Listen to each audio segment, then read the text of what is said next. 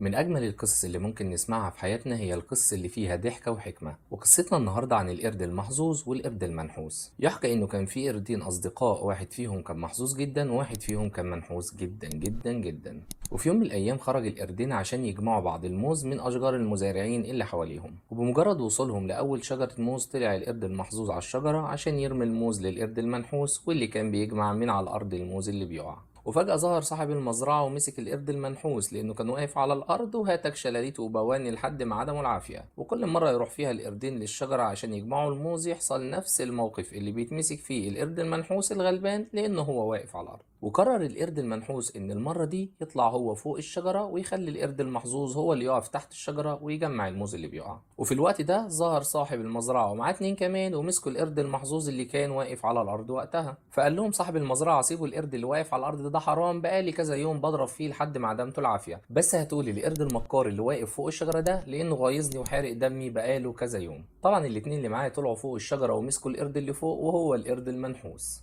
ونزلوا في ضرب بواني وشلاليت وإقلام من اللي قلبك يحبهم. والحكمة هنا بقى هي إن اللي من نصيبك لازم يصيبك. خدوا بالكم من نفسكم. سلام عليكم.